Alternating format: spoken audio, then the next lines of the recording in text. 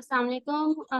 आज के क्लास में हम माइक्रोसॉफ्ट वर्ड के मज़ीद ऑप्शंस को देखेंगे। कल हमने माइक्रोसॉफ्ट वर्ड के फाइल का जो बटन है उसमें जो हमें ऑप्शंस दी जाती हैं उसके बारे में पढ़ा था, और आज हम उसके होम के टैब के बारे में पढ़ेंगे और उसमें देखेंगे कि हमारे पास क्या क्या ऑप्शंस होती हैं और हमें कोई भी डॉक्यूमेंट अपना टाइप करने के लिए कौन कौन सी ऑप्शंस हम अवेल कर सकते हैं।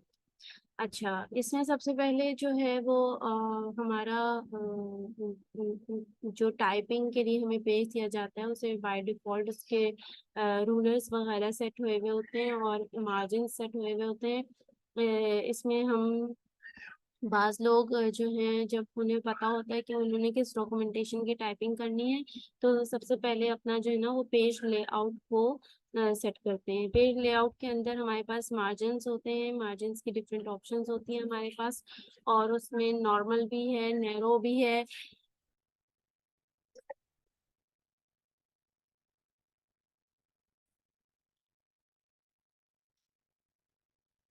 पेज लेआउट में सबसे पहले मार्जिन्स को सेट किया जाता है। मार्जिन्स के लिए हमारे पास जो है वो डिफरेंट ऑप्शंस हैं, और इसके अलावा हम अपने मार्जिन्स जो हैं वो कस्टमाइज भी बना सकते हैं, मतलब जो हमारी रिक्वायरमेंट है या हम चाहते हैं कि जिसके पेज के मार्जिन इस तरह से सेट हों।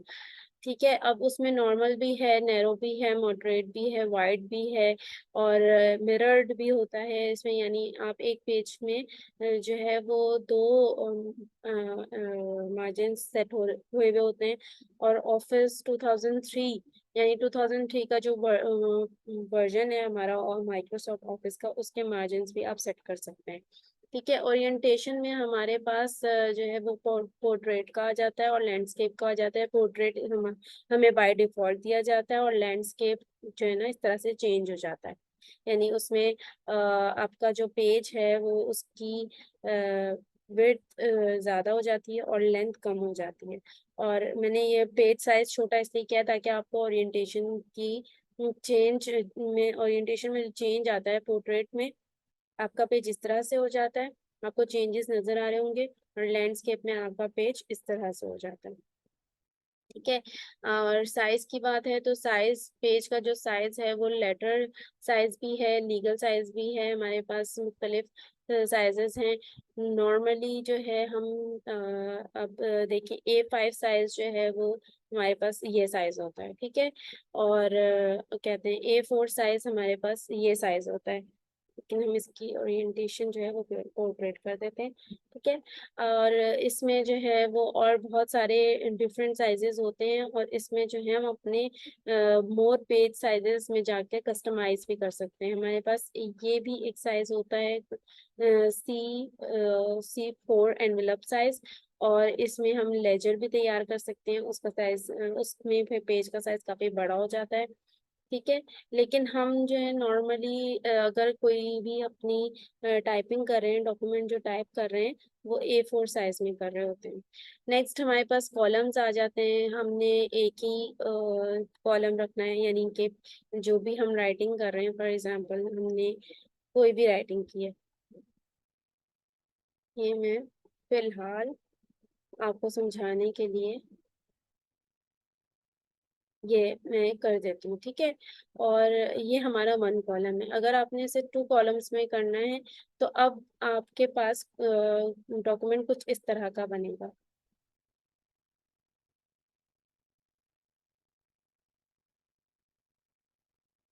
ये देखिए, एक कॉलम में राइटिंग कंप्लीट हो गई, तो फिर पेज चूंकि 2 कॉलम्स में डिवाइड हुआ हुआ है, तो इसलिए वो सेकेंड कॉलम में राइटिंग होना शुरू हो गई है। नॉर्मली अगर हम कोई डाइजेस्ट देखें या हम मैगजीन्स जो इंग्लिश मैगजीन्स होते हैं वो देखें, तो उसमें हमारे पास कुछ इस तरह के पेजेस होते हैं। ठीक है, कॉलम्स में डिवाइड हुए हुए होते हैं, और इसको हम 3 कॉलम्स में भी डिवाइड कर सकते हैं।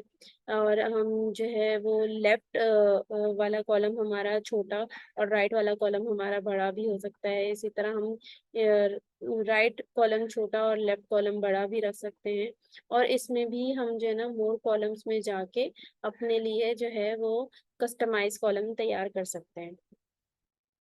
ठीक है।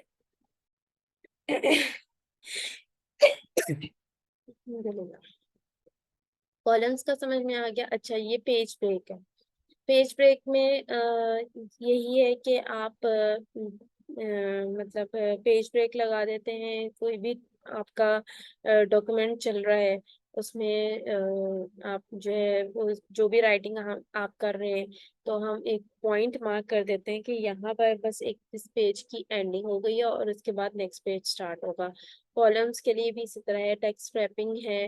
टेक्स्ट रैपिंग का इस तरह से होता है कि हम जो बुक्स होती हैं हमारी, उसमें हमने साइंस की बुक है, उसमें हम फॉर एग्जांपल हम एयर के बारे में पढ़ा रहे हैं या किसी मशीन के बारे में पढ़ा रहे हैं, या फॉर एग्जाम्पल हम ये बता रहे हैं कि चीज़ों को पुल कैसे करना है, तो उसकी जो पिक्चर होगी वो बुक में जब जहाँ पे ड्रॉ हुई हुई होती है, जहाँ पे फिक्स हुई हुई होती है, और टेक्स्ट उसके आगे पीछे लिखा होता है।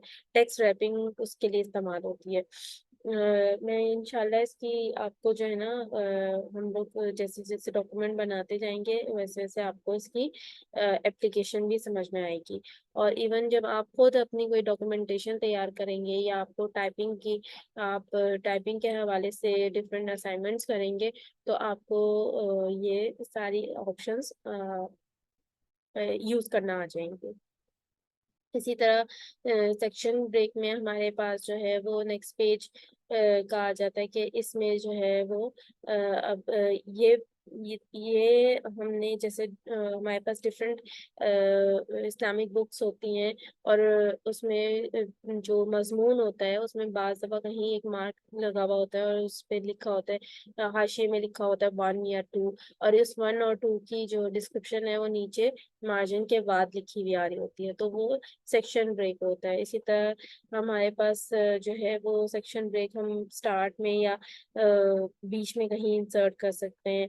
अच्छा, हम इवन पेजेस के हवाले से, इवन और ऑड पेजेस के हवाले से सेक्शन ब्रेक दे सकते हैं। ठीक है। हमने जो भी सेक्शन ब्रेक लगाना है वो फॉर एग्जाम्पल हमने एक पेज के बाद दूसरे को छोड़ के तीसरे पेज पर लगा दिया, या दूसरे पेज पर लगाया है तो तीसरे को छोड़कर चौथे पेज पर लगा दिया। ठीक है।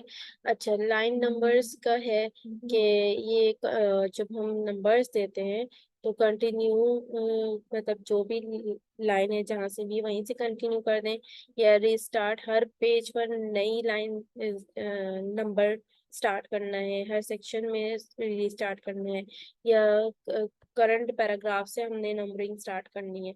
ये पेज नंबर्स की बात नहीं हो रही है, ये लाइन नंबर्स की बात हो रही है।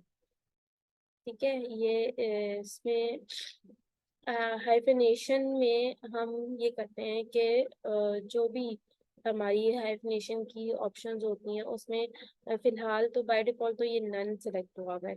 इसको ऑटोमेटिक भी कर सकते हैं और हम मैनुअल भी कर सकते हैं, मैनुअली भी सेट कर सकते हैं इसको, और ऑटोमेटिकली भी ये साथ साथ सेट होता जाए, इसके लिए भी है। अच्छा, इंडेंटेशन ये होती है कि आपकी जो मार्जिन्स हैं उससे आपकी कितनी फॉर एग्जांपल मैं अपनी जो भी मेरी राइटिंग है उसके मैं यहाँ पे इसमें बड़ा कर देती हूँ ताकि आपको समझ में आए। अब यहाँ पर लेफ्ट मार्जिन के बाद इंडेंटेशन 0 है, मैंने यहाँ पर अपना कर्सर रखा है और अब मैं इंडेंटेशन लेफ्ट इंडेंटेशन को बढ़ाऊंगी। तो अब ये आप देखेंगे मार्जिन तो आपका यहाँ तक है, लेकिन आपने इंडेंटेशन यहाँ इंडेंट कर दिया लेफ्ट को, आपने 0.3 पे सेट कर दिया। ठीक है। अब बेशक मार्जिन यहाँ तक था, लेकिन हमने अपना जो राइटिंग है वो मार्जिन से थोड़ी हटा के स्टार्ट की है। ठीक है। और इसी तरह राइट का भी है। राइट में भी अगर हम यही करेंगे तो देखें मार्जिन जो है वो यहाँ तक है, लेकिन हमने अपनी राइटिंग यहाँ पे स्टॉप कर देनी है, बिल्कुल मार्जिन तक ले जाकर नहीं लिखना। इसी तरह जो स्पेसिंग है, लाइन में जो स्पेसिंग है वो बिफोर, यानी आपकी जो लाइन के बाद की है वो 0 पॉइंट है, लेकिन अगर हम इसको सेट करेंगे तो जो मार्जिन से है हमारी, देखिए मार्जिन यहाँ पर है लेकिन हमने राइटिंग मार्जिन के नीचे से स्टार्ट किए, यानी यहाँ से आपको मेरा कर्सर नजर आ रहा होगा तो आपको पता चल रहा होगा कि आपकी जो राइटिंग है वो कहाँ से स्टार्ट हो रही है। और आफ्टर में यही है कि वो बाय डिफॉल्ट 8 पॉइंट पर सेट हुआ हुआ होता है, लेकिन अगर हम पेज को नीचे लेकर जाएं तो जो मार्जिन्स यहाँ पर आ रहे हैं, यहाँ तक स्टॉप हो जाना चाहिए राइटिंग को, लेकिन राइटिंग उससे पहले पहले यहाँ पे स्टॉप हो जाए। ठीक है, ये जो प्रॉपर डॉक्यूमेंटेशन जब हो रही होती है ना, तो उसमें ये पोजीशंस वगैरह मैटर करती हैं कि हमने अपने पेज को खूबसूरत किस तरह दिखाना है, हमने जो कोई भी डॉक्यूमेंटेशन की है, जो कोई भी टाइपिंग की है, हमने उसे खूबसूरत किस तरह से दिखाना है। अच्छा, अब इसमें जो होम का टैब है हमारे पास, पेज लेआउट मैंने आपको पहले इसलिए पढ़ाया है ताकि आपको पता चले कि पेज की सेटिंग कितनी ज़रूरी होती है आपकी टाइपिंग स्टार्ट करने से पहले, क्योंकि फिर अगर आपने पेज की सेटिंग नहीं की होती और आप अपनी टाइपिंग को स्टार्ट कर देते हैं, आपकी हेडिंग्स इधर उधर हो जाती हैं, आपके नंबर्स और बुलेट्स जो है वो आगे पीछे फैल जाते हैं, आपको पेज ब्रेक भी समझ में नहीं आता, आपको ये समझ में नहीं आता कि अच्छा अगर आपने 2 कॉलम्स में लिखना था और फिर बाद में आपको याद आया तो आपने सब कुछ एक ही कॉलम में लिख दिया है, या आपने एक कॉलम में लिखना था और आपने 2 कॉलम की बाय डिफॉल्ट अपनी सेटिंग बनाई हुई है तो वो 2 कॉलम्स में चला गया, वो सारी जो है ना सेटिंग आपकी आउट हो जाती है, इसलिए मैंने आपको पेज लेआउट पहले पढ़ाया है। अच्छा, उसमें होम में ये होता है क्या, होम में आपके पास सारे बेसिक फंक्शंस हैं, आपके पास पेस्ट का फंक्शन भी है, और अगर आपने कहीं से कोई चीज़ पेस्ट स्पेशल करना है तो आपके पास ब्राउज़र खुल जाएगा कंप्यूटर का। ठीक है, अगर मैं यहाँ पे कोई जैसे मैंने सिलेक्शन की है तो मेरे पास कट एंड कॉपी का ऑप्शन एनेबल हो गया है। फॉर्मेट प्रिंटर का मतलब ये होता है कि फॉर एग्जांपल मैंने यहाँ पे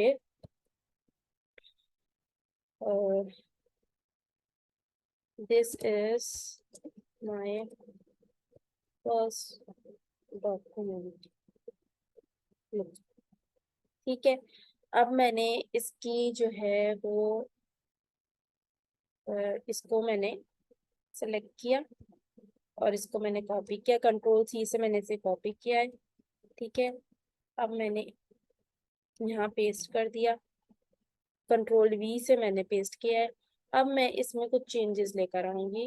मैंने कर दिया इसकी, मैंने फॉन्ट स्टाइल, तो आपको पता है ना कि फॉन्ट स्टाइल भी, फॉन्ट स्टाइल यहाँ से चेंज हो गया। ठीक है, उसके बाद ये फॉन्ट साइज है हमारे पास, फॉन्ट साइज मैंने इसका कर दिया 28। ठीक है, और इसको मैंने इटैलिक रहने दें, मैंने इसे अंडरलाइन कर दिया। अच्छा, अंडरलाइन में भी आपके पास ऑप्शंस हैं, अंडरलाइन में सिंगल लाइन भी है, डबल लाइन भी है, थिक भी है, डॉटेड है, डैश प्लस डॉटेड है, ये मुख्तलिफ है, और नन भी कर सकते हैं।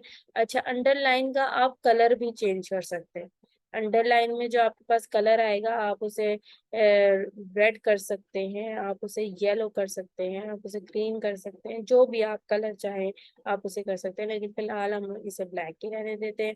ठीक है, ये मैंने अंडरलाइन कर दिया। अब फॉर्मेट पेंटर का क्या काम होता है कि आपने कोई भी चीज सेलेक्ट की, अब मैंने इसमें कितनी सारी चेंजेस की है, मैंने इसका फॉन्ट साइज चेंज किया है, मैंने इसका फॉन्ट स्टाइल चेंज किया है, मैंने इसको अंडरलाइन कर दिया है।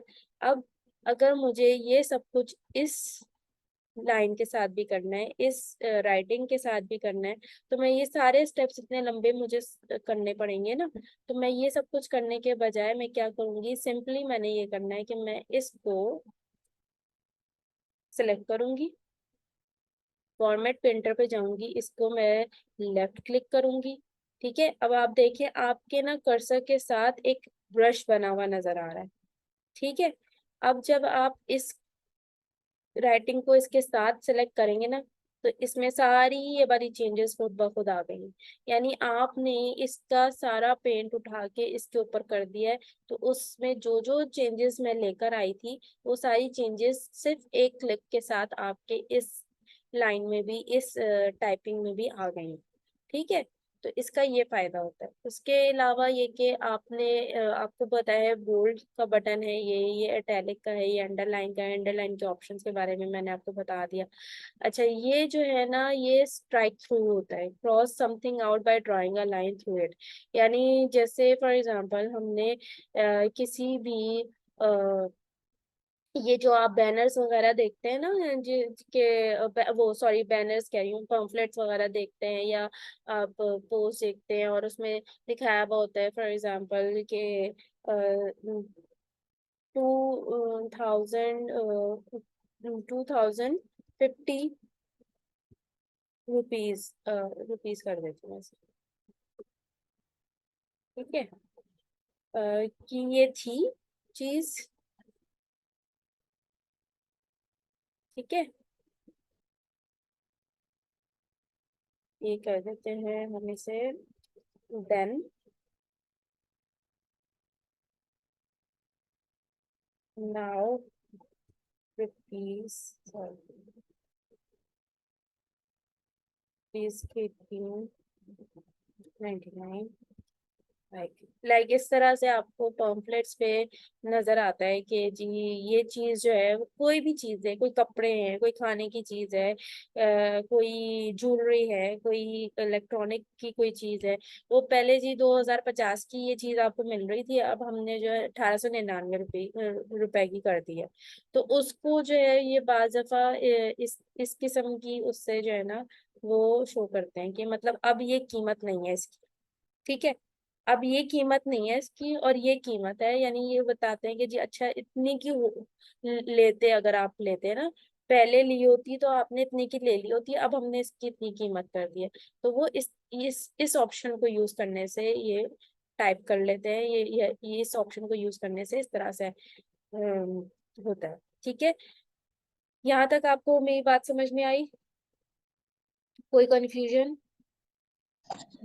जी आगे। ठीक है। अब नेक्स्ट जो है हमारे पास ये आता है इंक्रीज फॉन्ट साइज। अब यहाँ पर तो हम बाय नंबर, हमें ना 72 हमारे पास हद है कि भाई 72 फॉन्ट साइज है हमारे पास। ठीक है, ये हमारे पास जो है ना हद है भाई, ये इतना बड़ा। लेकिन हम इसको इससे भी बड़ा कर सकते हैं, जो इंक्रीज फॉन्ट साइज है ना हमारे पास, इससे हम इसको इससे भी बड़ा कर सकते हैं। 80 पर ले गई मैं, अब आप चेंज होता हुआ देखिएगा, ये देखिए 90 पे चला गया, 100 पे चला गया। ये आप या तो मैन्युअली यहाँ से अब इसको टाइप कर लें कि जी मुझे जो है ना वो 250 साइज का की राइटिंग चाहिए, ये हो गई, इतनी बड़ी हो जाती है, कोई मसला नहीं है। लेकिन जो है वो बाय डिफॉल्ट हमारे पास 72 तक की ऑप्शन होती है। सही है। और मैन्युअली भी हम लिख सकते हैं और इससे भी हम बढ़ा सकते हैं। अच्छा, जैसे हम फॉन्ट साइज बढ़ा सकते हैं, इसी तरह हमारे पास छोटा सा ए दिखा के ना डिक्रीज फॉन्ट साइज का भी, जितना फॉन्ट साइज आपने सिलेक्ट किया हुआ है ना, इसको हम इस बटन को प्रेस करते जाएंगे और ये हमारे पास छोटा होता चला जाएगा। सही है। अच्छा, इसके साथ जो हमारे पास ऑप्शन आ रहा है, एक कैपिटल ए बना हुआ है और एक हमारे पास स्मॉल ए बना हुआ है और उसके नीचे छोटा सा एरो दिया हुआ है। तो ये ऑप्शन ये है हमारे पास कि हमारे पास ना कुछ जो हमने राइटिंग्स की होती हैं, जो हमने टाइप किया हुआ होता है, उसके कुछ केसेस है हमारे पास जिसमें हम उसे चेंज कर सकते हैं। अगर तो हमने फॉर एग्जाम्पल ये हमारे पास सेंटेंस केस है। सेंटेंस केस क्या होता है कि जब भी हम नॉर्मली हाथ से भी लिखते हैं, तो हम हमेशा जो सेंटेंस का पहला लेटर होता है उसे हम कैपिटल लिखते हैं। उसके बाद सेंटेंस में जितने मर्जी लेटर्स आए, जब तक डॉट नहीं लगता, हम उन सारे लेटर्स को स्मॉल लिखते हैं। तो ये सब हमारे पास बाय डिफॉल्ट सेंटेंस केस हुआ हुआ है। इसको हम चेंज करके देखते हैं, ये लोअर केस हो जाएगा, लेकिन टी हमारा लोअर स्मॉल हो गया। अगर हम इसे अपर केस करेंगे तो सारे लेटर्स हमारे कैपिटल लेटर्स हो गए। मैं इसकी जो है ना फॉन्ट स्टाइल उसको थोड़ा सा बेहतर कर दूं ताकि आप लोग को समझ में आए सही से चीजें। वो तो मैंने स्टाइल के चक्कर में लगा दिया था। अच्छा, कैपिटल ईच वर्ड मतलब अगर आपने कोई हेडिंग देनी है, फॉर एग्जांपल आपने मैं कंप्यूटर, मैं इसको लिख देती हूँ बेसिक कंप्यूटर कोर्स। तो अब ये देखें कि इसमें जो है ना बेसिक कंप्यूटर कोर्स में जो है ना, ये हमारा केस कौन सा हुआ है, सेंटेंस केस। अगर हम इसे कैपिटल ईच वर्ड करेंगे तो हर वर्ड का पहला लेटर जो है वो कैपिटल हो गया। ठीक है, अब उसमें जो है ना ये हमारी हेडिंग्स में ये चीजें यूज होती हैं। तो हम लोग इसको हेडिंग के तौर पर मतलब हेडिंग जहाँ जहाँ हमें लगानी होती है हम उसको कर सकते हैं। अब जी टोगल केस में ये होता है कि सिर्फ फर्स्ट लेटर छोटा होता है और बाकी वर्ड के सारे लेटर्स जो हैं वो कम कैपिटल होते हैं। ये जो है ये भी एक स्टाइल होता है किसी भी मतलब ये आप डिफरेंट किस्म के उसमें एड्स में देखेंगे, या डिफरेंट जो अट्रैक्टिव राइटिंग्स बनाई हुई होती हैं कि जिससे आप वर्ड पढ़ने पर मजबूर हो जाते हैं। ये ना डिफरेंट स्टाइल्स कह लें, केसेस कह लें, होते हैं जिनके थ्रू लोग जो है ना अपनी राइटिंग्स को या अपनी डॉक्यूमेंट्स को जो है ना अट्रैक्टिव बनाने के लिए कि पहली नजर में जो है ना वो दूसरे को पढ़ने पर मजबूर कर दें, इस तरह की राइटिंग इसलिए बनाई जाती है। अच्छा, हम इस सेंटेंस के इसमें ले आते हैं। अच्छा, आगे हमारे पास जो है वो आ गया हम ऑप्शन है सब्सक्रिप्ट का। फॉर एग्जाम्पल हमारे लिए सब्सक्रिप्ट जो है ये सब्सक्रिप्ट हो गई या हमारे पास सुपरस्क्रिप्ट हो गई। ये हम मैथमेटिक्स के जो फॉर्मूलाज लिख रहे होते हैं या कर रहे होते हैं, या हम केमिस्ट्री के जो बॉन्ड्स वगैरह है, फॉर एग्जाम्पल मैं यहाँ लिखती हूँ H2O। अब H2O बेसिकली इस तरह नहीं लिखा जाता। H2O हम सबको पता है H2O किस तरह लिखा जाता है। H2O इस तरह लिखा जाता है, तो वो हमें वर्ड में ऑप्शन दे देता है H2O यानी फॉर्मूला को लिखने का। ये जो सब्सक्रिप्ट का ऑप्शन है ना, इसको ये ऑप्शन हमें ये राइटिंग करने में आसानी करता है। अब अगर हमने कोई भी मैथमेटिकल फॉर्मूला लिखना है, जैसे A2, तो ये राइटिंग मैंने जो सॉरी A2, बेसिकली आपको पता ही होगा कि ये A2 नहीं है। ठीक है, लेकिन क्या करना है हमने, ये है असल में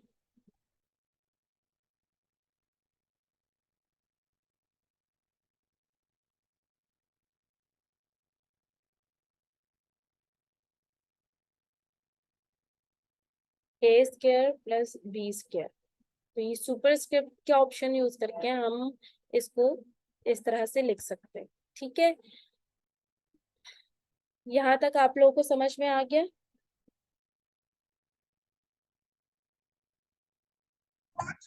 जी आ गया। ठीक है, वेरी गुड।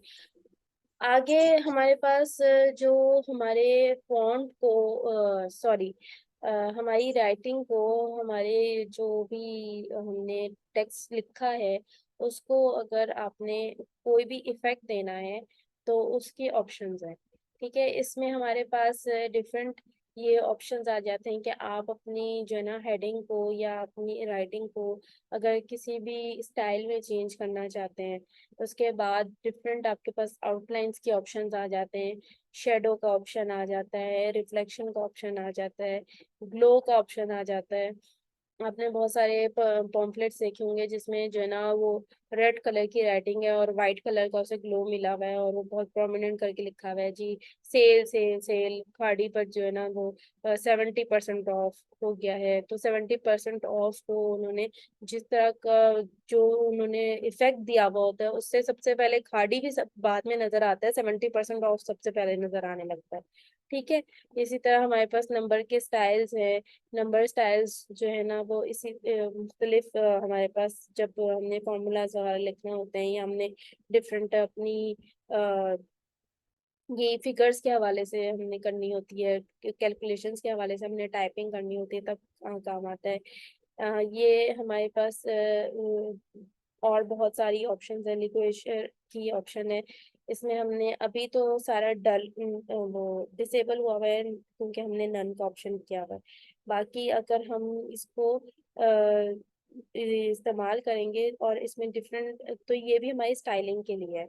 अब आगे स्टाइलिश स्टाइलिस्टिक सेट्स के बारे में अगर हम पढ़ें तो इसमें जो है ना वो मुख्तलिफ आ जाते हैं। एक तो डिफ़ॉल्ट तो यही है हमारा, ठीक है। इंडिविजुअली हम अपने जो है ना इस पूरी राइटिंग को चेंज कर सकते हैं, और हम अपने जो पूरा ओवरऑल डॉक्यूमेंट है उसको अलग से एक स्टाइल दे सकते हैं, ठीक है।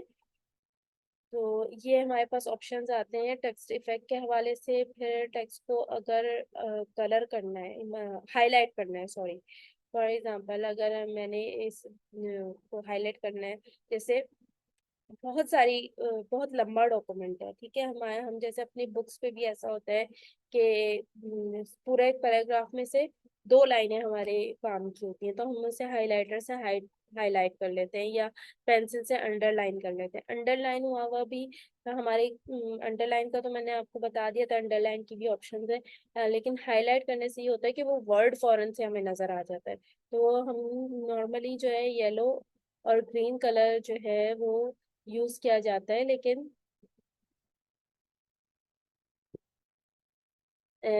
जो है वो ग्रीन कलर भी यूज किया जाता है, और बाकी ये डार्क कलर्स तो इसलिए नहीं यूज किए जाते क्योंकि नॉर्मली राइटिंग ब्लैक में होती है, तो वो हाईलाइट होने की वजह और डल हो जाते हैं, ठीक है। अच्छा, उसके बाद हमारे पास टेक्स्ट के कलर के ऑप्शंस हैं कि अगर हम अपने टेक्स्ट के कलर को चेंज करना चाहें, जैसे कि फॉर एग्जांपल ये जो H2O लिखा हुआ है इसको मैं ब्लैक कलर के बजाय रेड कलर में लिखना चाहूँ, तो ये टेक्स्ट का कलर हमारा चेंज हो गया है। आगे हमारे पास जो है वो लाइंस अलाइनमेंट की ऑप्शन है कि ये जो भी डॉक्यूमेंट हम लिख रहे हैं कि ये लेफ्ट टू राइट लिखा जाएगा या सेंटर अलाइन हो जाएगा, या राइट टू लेफ्ट की ऑप्शन यूज करेंगे, या हम जस्टिफाई की ऑप्शन यूज करेंगे। जस्टिफाई में जो है वो ये होता है कि जितनी भी चीजें लिखी होती हैं, फॉर एग्जांपल हमने जो है एक पैराग्राफ लिखा, और कोई बात नहीं, हम जो है यहाँ से एक पैराग्राफ लेते हैं। एक मिनट, या हम इसी को अपना एक पैराग्राफ बना लेते हैं, इसी एक सेंटेंस को,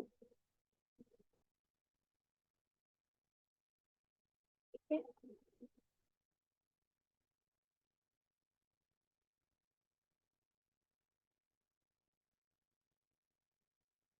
और इसकी अंडरलाइन खत्म कर देते हैं, और इसको रोमन में कर देते हैं, और फिर उसके बाद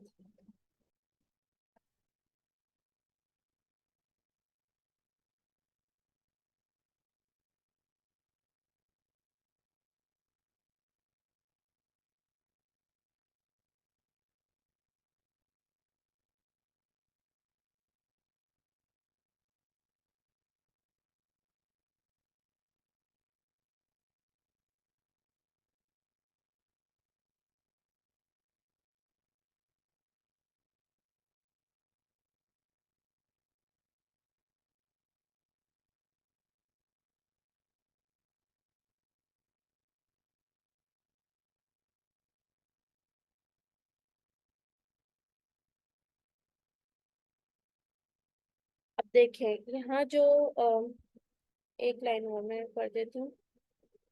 अब आप जो है ना, आपको नजर आ रहा होगा जो डॉक्यूमेंट की राइट साइड है ना, यहाँ पर कोई लाइन आगे गई भी है, ये वाली लाइन पीछे है, फिर ये डॉक्यूमेंट यहाँ थोड़ा सा आगे वर्ड फिनिश हो रहा है, ठीक है। ये जो है ना अब इस डॉक्यूमेंट इस पैराग्राफ को अगर जस्टिफाइड उसमें लेकर आना है ना, जो कि अच्छा लगता है। देखें सबसे पहली लाइन आगे जाके फिनिश हो रही है, उसके बाद फर्स्ट यहीं पर खत्म हो रहा है, डॉक्यूमेंट का वर्ड जो है नेक्स्ट लाइन में चला गया है। अब इसको अगर मैं जस्टिफाई करूंगी ना, तो ये देखें, ये सारे उसने खुद ही से जो वर्ड्स होते हैं ना, पैराग्राफ के जो वर्ड्स होते हैं उसमें इतनी मुनासिब किस्म की स्पेसेस वो डाल देता है कि सारे जो लाइंस है ना, जितनी भी लाइंस हैं वो सारी एक ही लाइन में जो है ना वो कवर कर देता है। अगर उसने मैं इसको दोबारा से इस तरह करती हूँ। यहाँ पे जो है ना उसने सेकंड लाइन में इस तरह की स्पेसेस एडजस्ट की हैं कि फर्स्ट जो है ना वो माय और डॉक्यूमेंट के साथ एंड होगा। मैं आपको एक दफा फिर जस्टिफाई करके दिखाती हूँ। ये देखिए, सेकंड लाइन में उसने इस तरह की स्पेसेस ऐड कर दी कि वो एक सिमेट्री में आ गई है। ठीक है, ठीक है, यहाँ पर यहाँ तक समझ में आ गया। जी आ गया। ठीक है, फिर आज का लेक्चर हमारा यहीं तक था। इंशाल्लाह हम कल नेक्स्ट लेक्चर में बाकी का कवर करेंगे। और उम्मीद है कि आप लोगों को समझ आया होगा। और अगर कोई मसला है, कोई भी प्रॉब्लम, आपको प्रैक्टिस करने में किसी भी किस्म की प्रॉब्लम होती है तो आप मुझसे पूछ सकते हैं। अल्लाह हाफिज।